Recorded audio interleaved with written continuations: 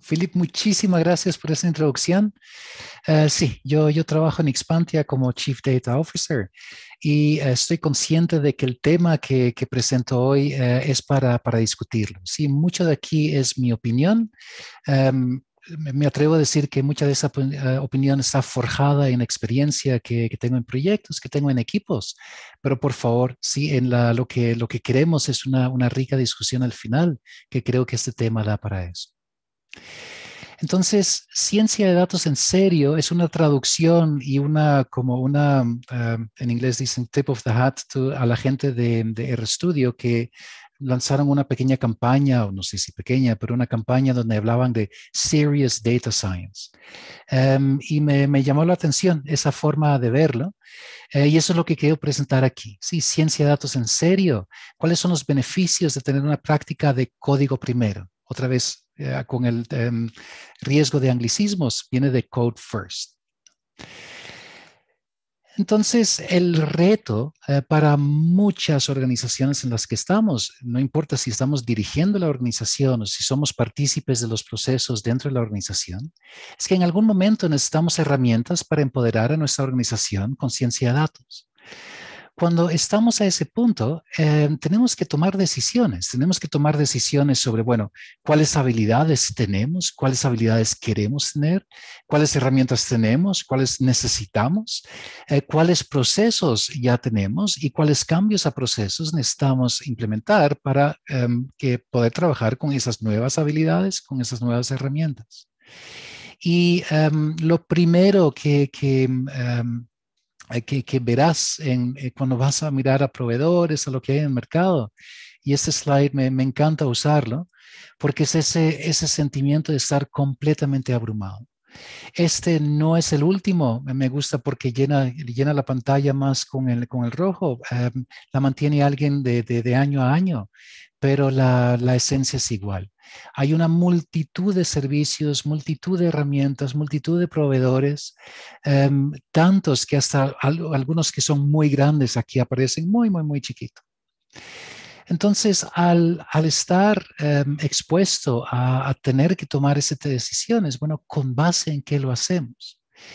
Mucho temor hay ante la curva de aprendizaje que algunos de estos van a ver. Sí, inteligencia artificial, analítica avanzada, no son temas fáciles.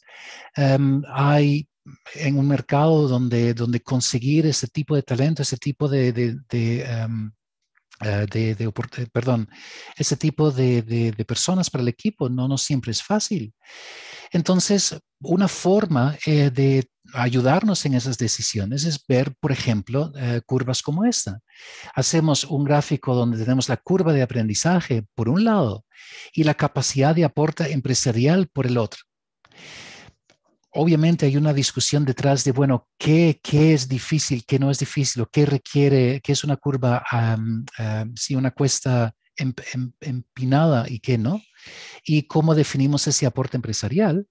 Pero este es uno de los ejercicios que creo que da algo de intuición de dónde estamos, dónde está Excel, por ejemplo, con una curva de aprendizaje muy baja, si 10 significa que es fácil de asumir.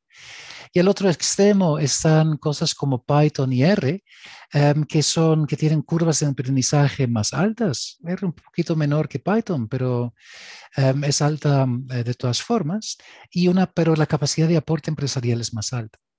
¿Por qué?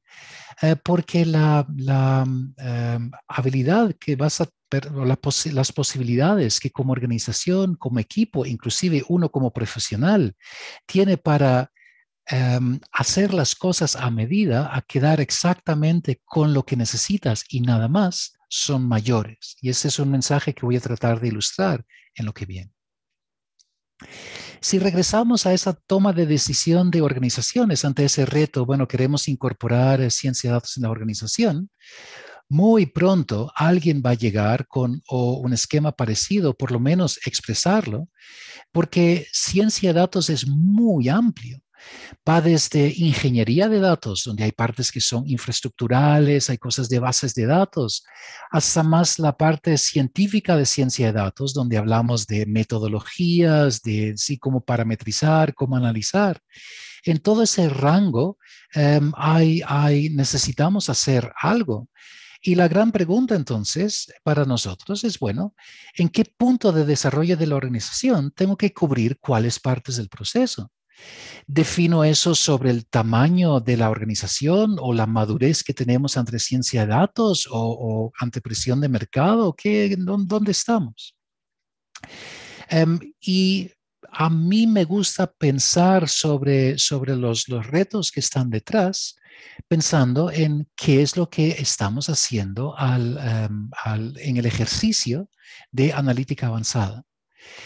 Um, una forma de verlo es a grandes rasgos, es decir, mira, en todo proceso que tenemos de crear un producto de datos, arrancamos ingiriendo datos. Pero no solamente ingiriendo datos, ingerimos también como parte del proceso conocimiento sobre lo que los datos significan. Necesitamos entender, bueno, cuál es la calidad de los datos, cómo están. Viene esa parte de limpiar y organizar. Y al final vamos a comunicar. Todo lo que está entre ingerir, limpiar y comunicar es un ciclo de aprender sobre lo que tenemos en los datos de forma iterativa, donde generalmente transformamos y los llevamos a una forma, ya sea numérica o una forma de los datos que los podemos visualizar. Basado en lo que vemos en esas visualizaciones, podemos, por ejemplo, tomar decisiones sobre si tenemos una señal, si hay algún patrón que nos va a permitir entrenar una máquina para reconocer ese patrón. Y con eso podemos modelar y transformamos y así seguimos hasta llegar a un producto de datos que podemos usar. Esas iteraciones, sí, nos podemos referir a ellas como explorar, y el conjunto, como lo hagas, siempre requiere algo de programación. Programación no necesariamente se hace con código, hay otras herramientas que nos permiten programar, pero programar es el arte de dar instrucciones a una máquina para que la máquina haga de una forma sistemática lo que nosotros queremos que esa máquina haga. Y necesitamos alguna interfaz. Un lenguaje de computación es una interfaz. Otras interfaces son mucho más orientadas a tener bloques que uno puede arrastrar y comunicar. Y esa generalmente, a esa generalmente nos referimos como no code. ¿Sí? Entonces, cuando hablamos de una solución no code, es una interfaz donde hay cajitas y esa cajita puede tener datos de entrada, puede tener alguna transformación con su nombre que se une con la siguiente cajita que hace otra cosa. Típicamente las herramientas que ofrecen esto, piensa en Domo, Alteryx, sí hay varios, te van a dar en algún momento una cajita para incluir código. Porque hacer todo con solamente cajitas, rápidamente llegas al punto en que ya hay demasiada fricción con lo que ofrece la herramienta y lo que necesitas hacer. Entonces ya estamos hablando de algo que es low code. Si en low code tenemos algo de código, necesitamos programar no solamente con la interfaz gráfica, pero también con código. Y típicamente nos permite introducir SQL, R y Python. JavaScript está en auge, sobre todo para la parte de visualización, entonces la hubiera podido incluir, pero sí es como la cuarta. Al otro extremo de no code está code. Entonces ahí tenemos entornos para desplegar código y otra vez en nuestro gremio de datos usualmente es en este momento, cosas cambian, pero en este momento sería SQL, R y Python. Otra vez cosas como JavaScript entran cada vez más. Julia está ahí en el horizonte, pero eso es para otra charla. El punto que quiero hacer es que no importa en cuál cajita estás, todo esto requiere programar. Para resolver algo de forma iterativa, necesitas saber qué es una iteración. Y si lo arrastras y pegas o cómo conectas o cómo haces, una iteración es una abstracción de el arte o la ciencia de programación y esa es la que estás implementando. Lo que vemos entonces es que típicamente gente que no tiene ninguna experiencia con programación o muy poca experiencia con análisis de datos, La curva de aprendizaje es casi igual de alta para cualquiera de estos test, porque así el saber hacer la traducción de lo que tenemos en mente a lo que puede hacer una máquina, ese proceso es un proceso en sí.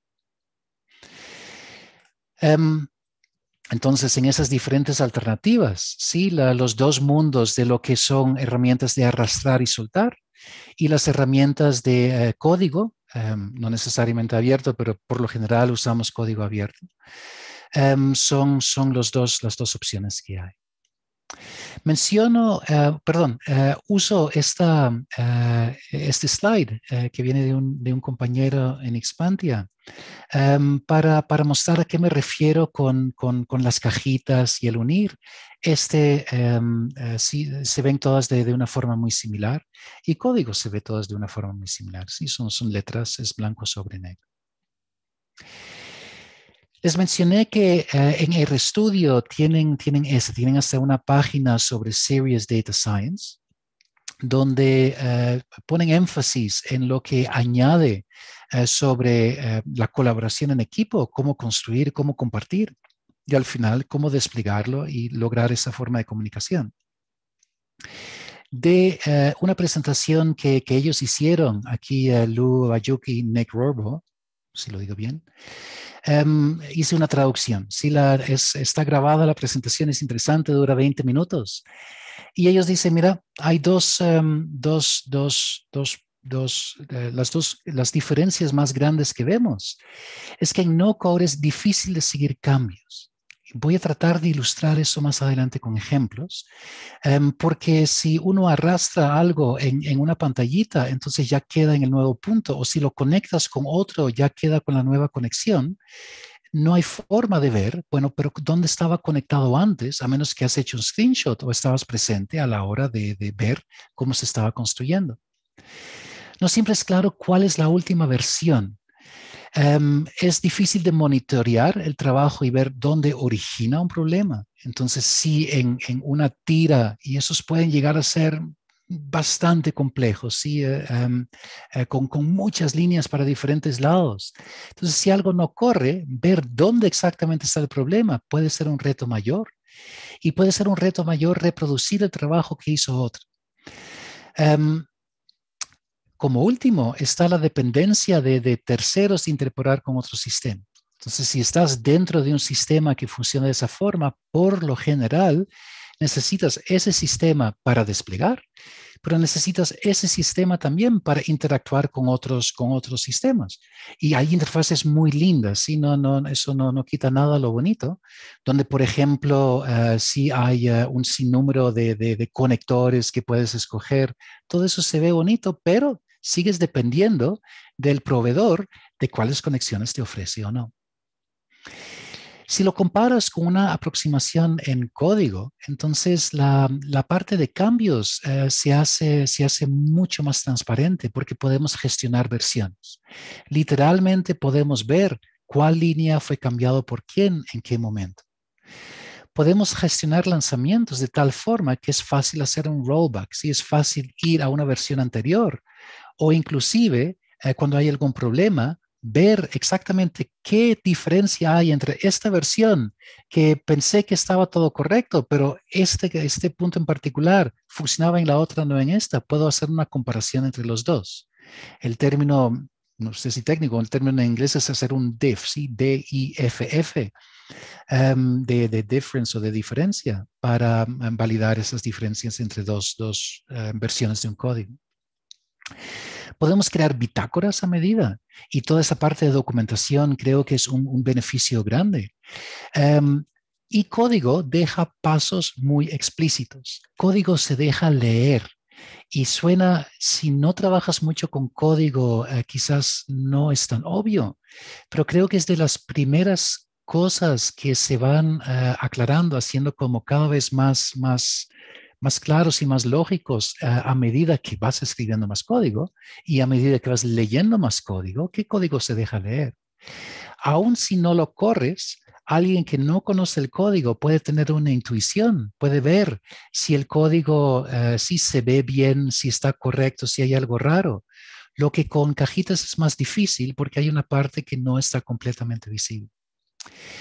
Y al final hay flexibilidad de interoperar. Si tienes código, entonces puedes hacer la conexión a cualquier otro sistema, necesitas escribir el código, pero ahí está la red con una multitud de ejemplos y no dependes de nadie, quizás dependes del ejemplo que alguien da, pero si no está el ejemplo, lo puedes crear tú mismo. Y si está el ejemplo, puedes reutilizar lo que hay de otro.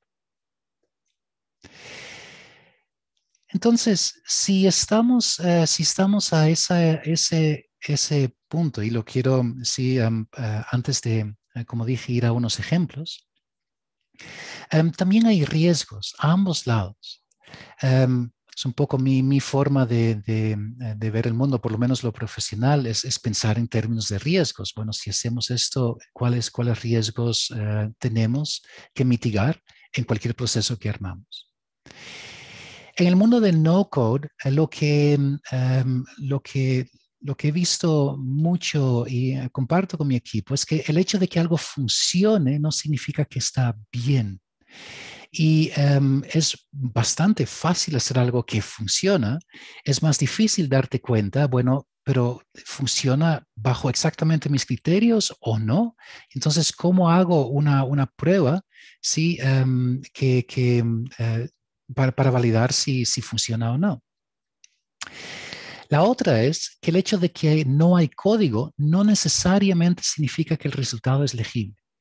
He visto spaghetti workflows de cosas muy complejas donde literalmente sí, gente dice, bueno, ok, eso funciona, no lo toca nadie porque no sabemos qué pasa si tocamos una aquí arriba a la izquierda.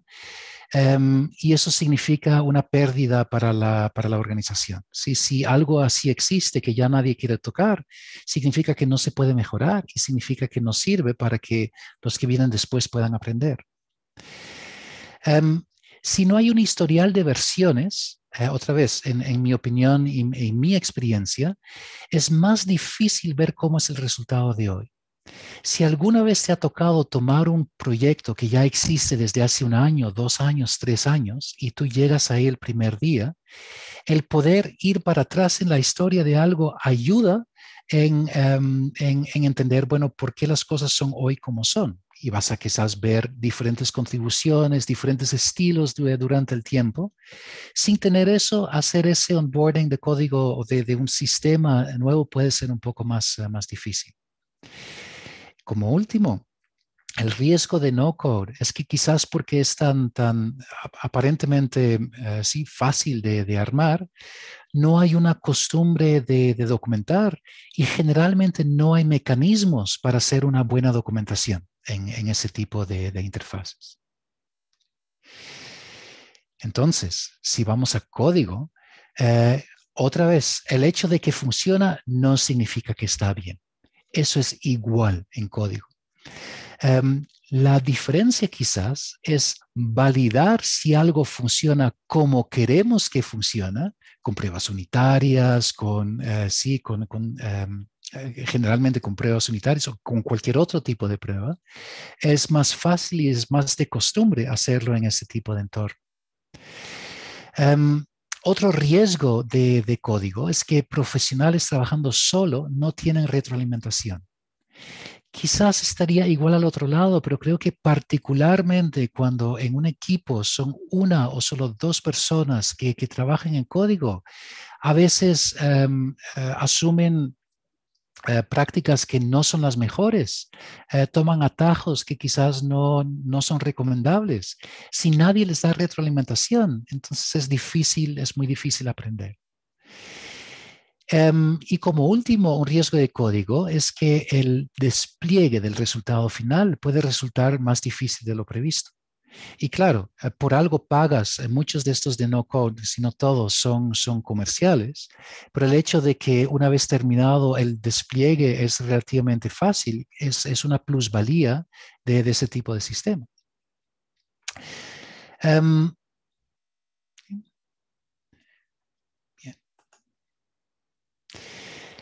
A nivel de beneficio, esto es basado en lo que viene de esa presentación de Lou y Nick. y la puse un poco a mi gusto. Yo diría que los beneficios se reducen o se resumen a esto. Es ser flexible y abierto a innovación. Si usas la herramienta de un proveedor, siempre vas a estar tan adelante de los demás como está el proveedor y por lo general tienes que esperar un poquito a que lo más nuevo entre ahí. Si usas código, es mucho más fácil reutilizar y compartir o el total de lo que construiste la solución o por partes. Sí, crear pequeños elementos de reuso interno, por ejemplo, cuando el equipo va creciendo, se hace, en mi opinión, se hace más fácil cuando estamos trabajando con código.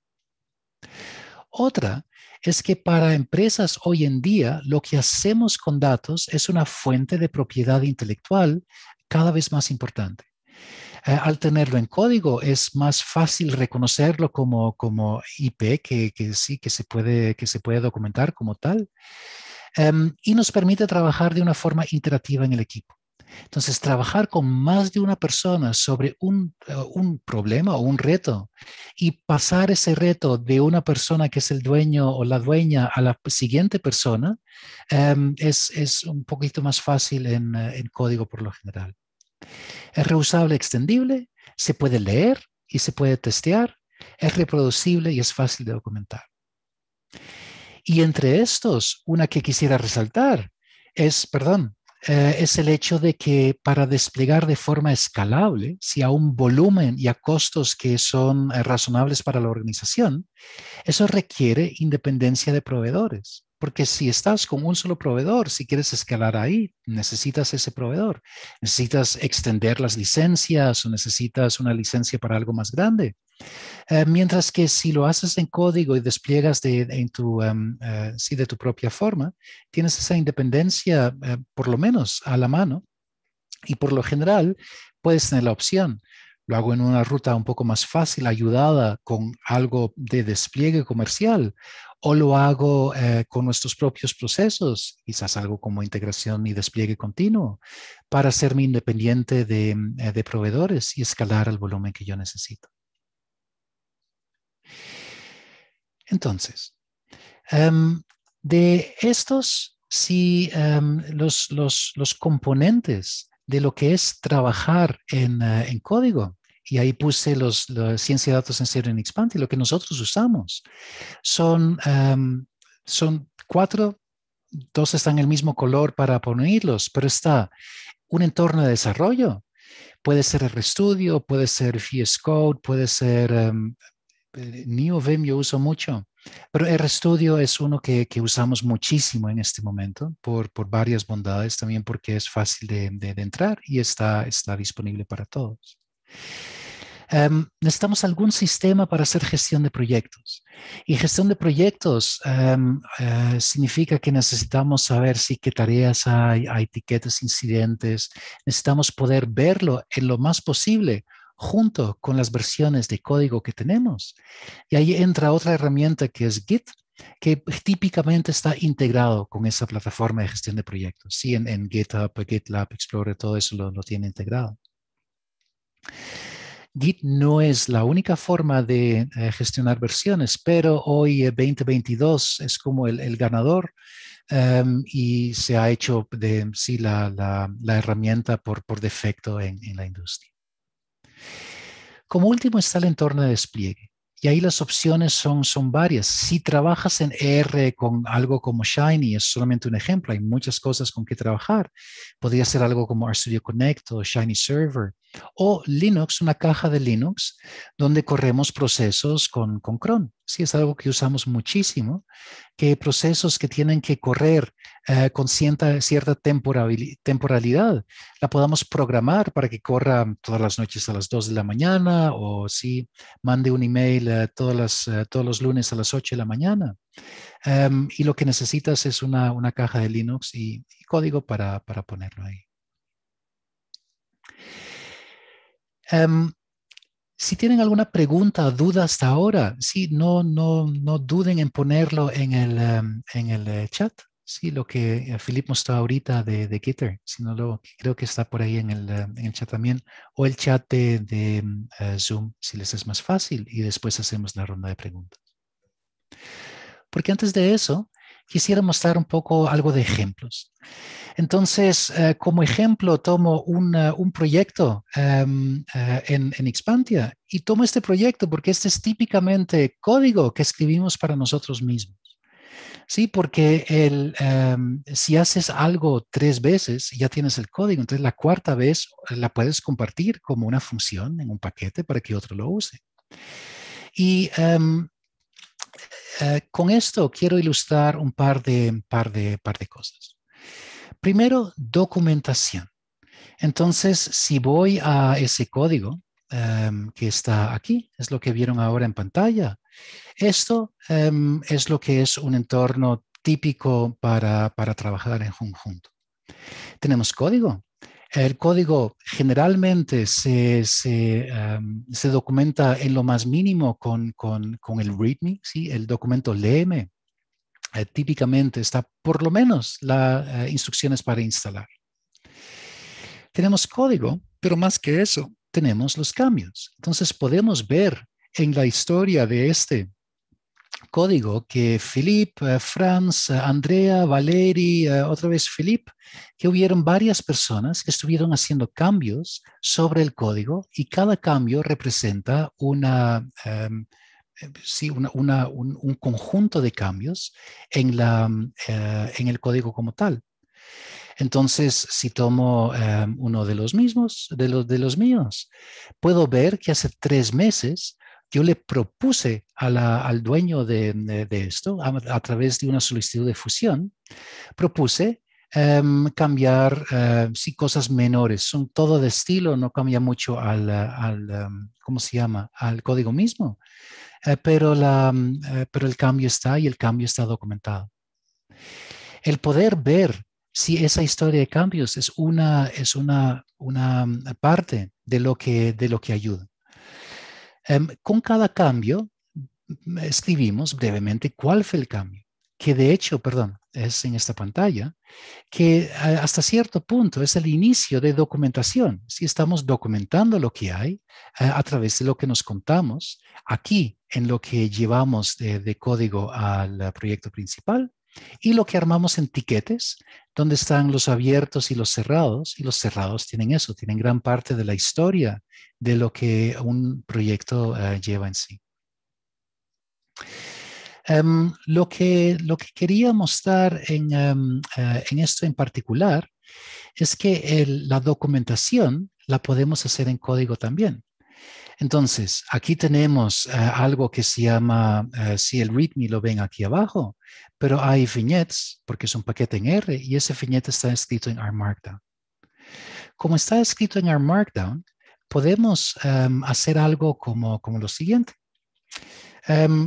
Nosotros, otro proyecto que es interno, pero es de código abierto. Si te interesa, anda a GitHub y úsalo. Si hay un par de cosas que podemos hacer con eso.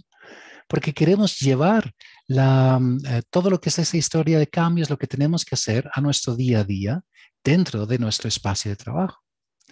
Entonces, lo que armamos es una conexión donde podemos ver en donde nosotros estamos lo que acaban de ver al otro lado, solo de una forma un poco más ordenada, que está para mí y no tiene fecha. Entonces, bueno, lo que no tiene fecha tiende a no hacerse, pero ahí está. Y lo puedo hacer en combinación de lo que está asignado a otros. Entonces yo puedo ver que además hay etiquetas que en este caso está asignado a Valeri, a Andrea, a Philippe. Nada tiene fecha en este momento, entonces no hay urgencia claramente, pero eso me puede ayudar a lo que viene después. Y este etiquete 60 es lo mismo que yo voy a ver si voy aquí a los etiquetes 60. Aquí está, bump version es este mismo. Esa es una forma de acercar los dos mundos para en el día a día tener una cosa enfrente. Hay otra, y eso es que podemos publicar our Markdown, lo podemos usar, bajar a Markdown. Y Markdown es el motor detrás de la mayoría de los wikis que tenemos en todo lado. GitHub tiene wiki, GitLab tiene wiki, sí, todo eso funciona con R Markdown. Entonces, lo que nosotros hicimos para ayudarnos es que creamos una función. La función tiene historia. Comenzó con una función que creamos una vez en algún lado y la fuimos llevando a un lugar donde lo podemos reutilizar. Entonces, aquí hay una función que se llama publica wiki. Necesita saber cuál R Markdown vamos a publicar. Y en este caso es el que mostré, ¿no? El de vignettes. Ay, perdón. El de vignettes. Ahí estás, vignettes, paletas Expantia R Markdown. Vamos a decir dónde está la ruta al repo del wiki, que en este caso la tengo aquí arriba, es edX.wiki, y lo puedo correr.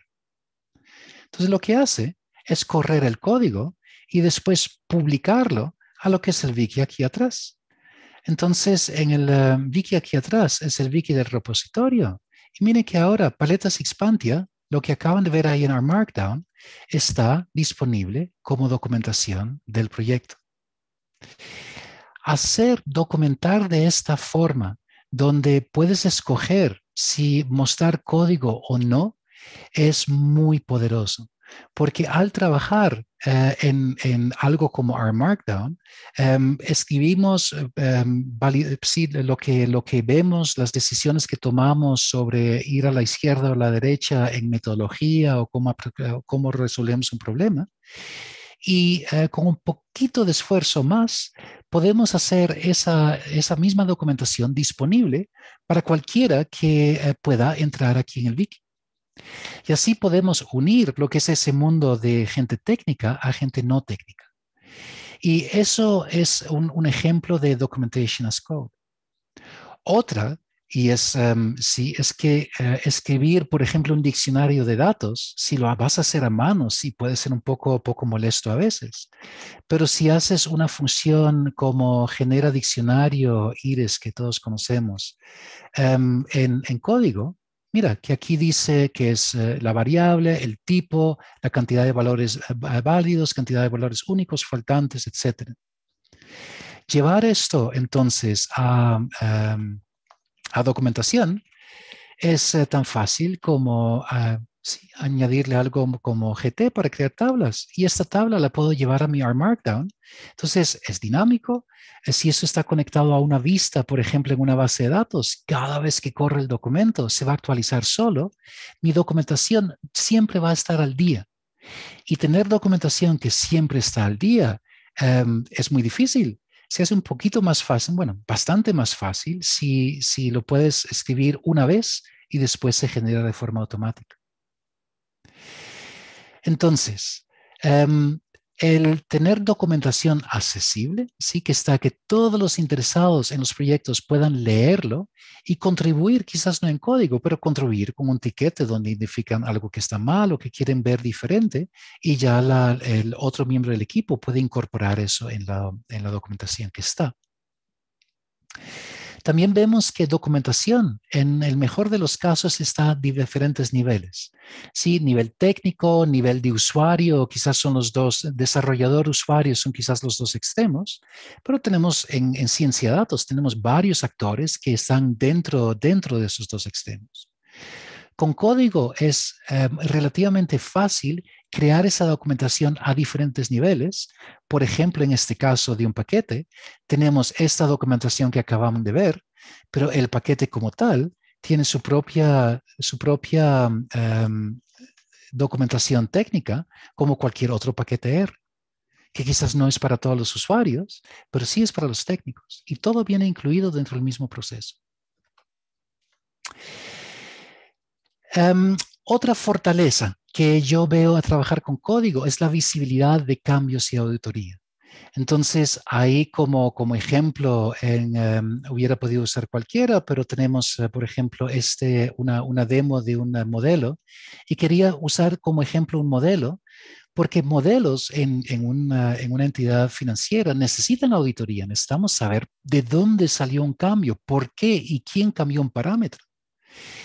En Git Se llama blame, es el nombre, quizás es un poco, sí, es una lástima darle culpa a alguien, pero no se trata de culpar a nadie. Se trata de poder ver que aquí en una revisión alguien cambió, sí, credit date a credit full date, aquí hubo un cambio y en la introducción se introdujo un muestreo de 250, si alguna razón hubo. Y podemos ir directamente a esos últimos cambios y verlo en el contexto de lo que estamos haciendo. Entonces ves que entrenar un modelo cambió a, vamos a hacer un ejemplo con solamente 250 observaciones. En organizaciones donde auditoría es importante, yo diría que es todas, donde sí decisiones basadas en datos son importantes, necesitamos poder ir atrás y poder validar, bueno, cómo es que llegamos a donde estamos hoy.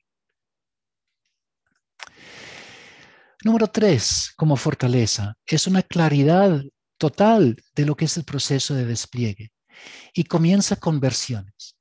Cuando trabajamos con código en este tipo de entorno, es sí común de trabajar con lanzamientos. Cuando consideramos que un estado del código está testeado, está listo para llevar a producción, ese estado del código lo desplegamos. Y así podemos de una vez ver cuáles son las diferencias, qué tan atrás estamos con lo último desplegado, si en este caso no hay cambios desde la última vez que se publicó. Y entre una y la otra hubieron 27 cambios. El tener esto disponible y poder hacer la comparación entre los dos de una forma así transparente con los diffs que acaban de ver, puede resolver muchísimos problemas que tenemos cuando algo va mal. ¿Sí? Porque si todo va bien, todo bien, todo bonito. Pero cuando algo va mal y dejó de funcionar, ahí es cuando algo así empieza a ser, añadir valor.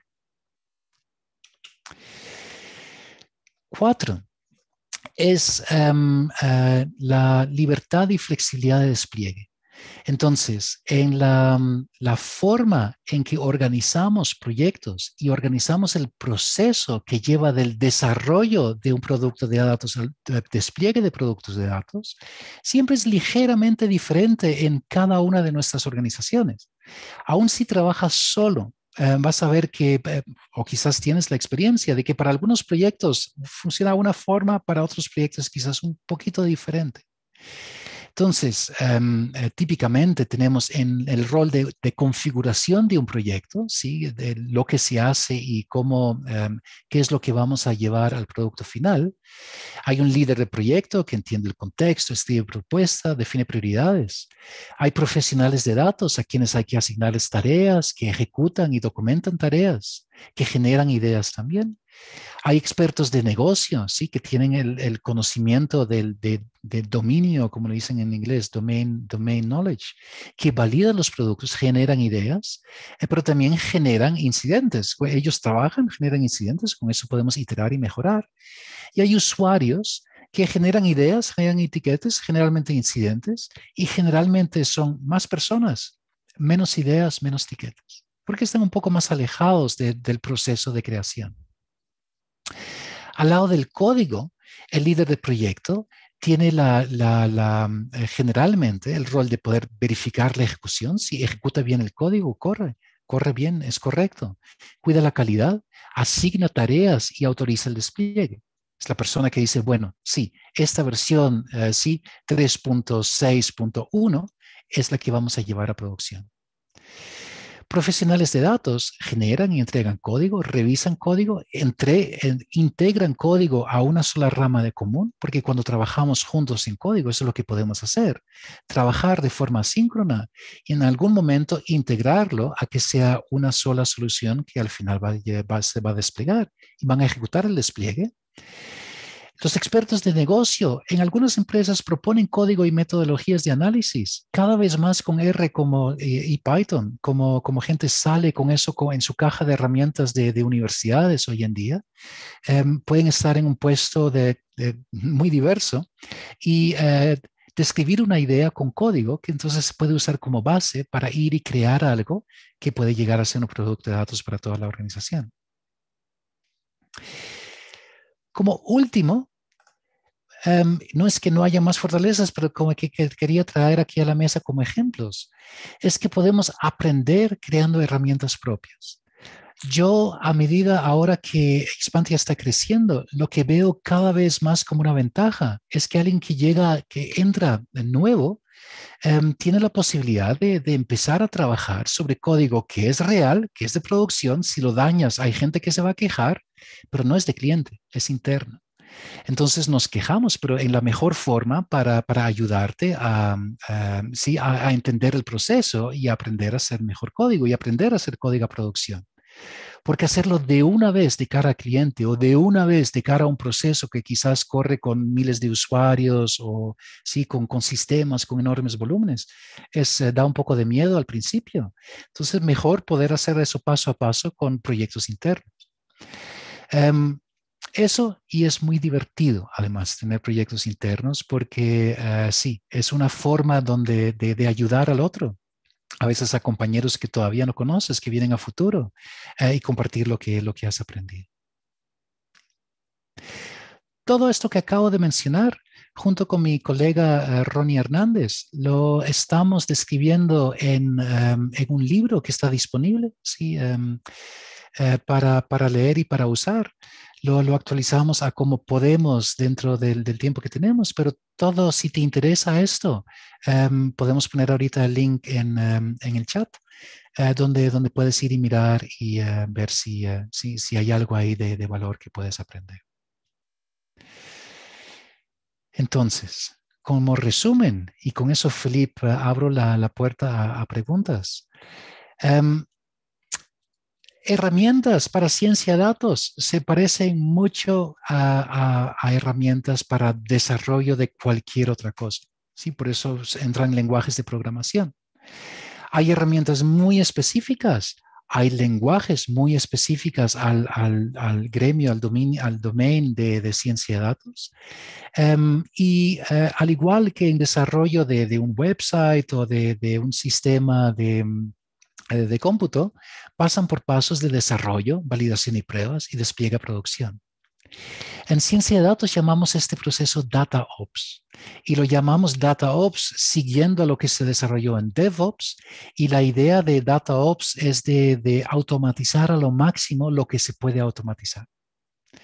Entonces, si tenemos líderes de proyecto, profesionales de datos, expertos de negocio y usuarios, durante el desarrollo, generalmente está por aquí, ¿no? Líder de proyecto, profesionales de datos, pero las barreras no son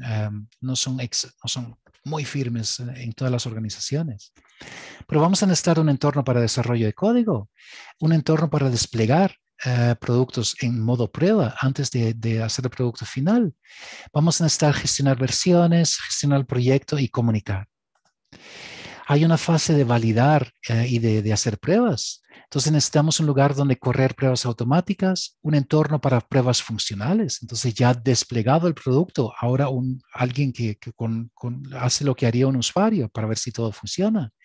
Y necesitamos la gestión y resolución de etiquetes. Y a nivel de despliegue, necesitamos poder desplegarlo a un lugar para llevarlo a producción y marcar los lanzamientos. Típicamente, estas tres capas las cubrimos con algo y el ejemplo aquí es en R. Si es en JavaScript, quizás un poquito diferente, podría ser idéntico. Pero tenemos un entorno de desarrollo como RStudio, como VS Code, como así, hay más.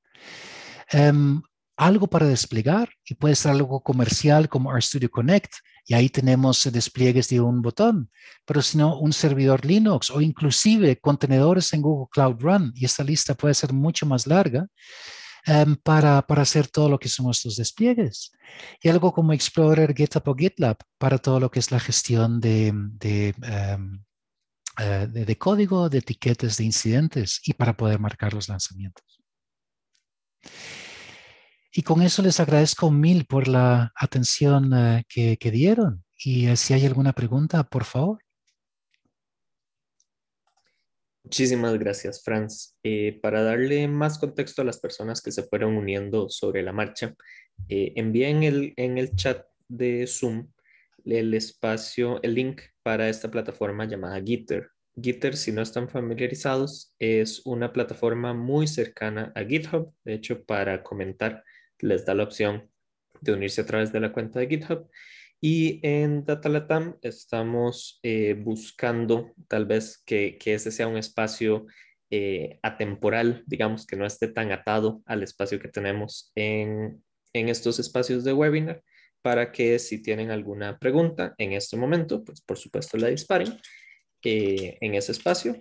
Y además, si quieren llevarse algo que quieren masticarlo, darle vueltas y volver más adelante a comentarlo, pues ahí estaremos y nos encantaría tener esa participación más allá de este espacio que tenemos ahora. Entonces, muchas gracias.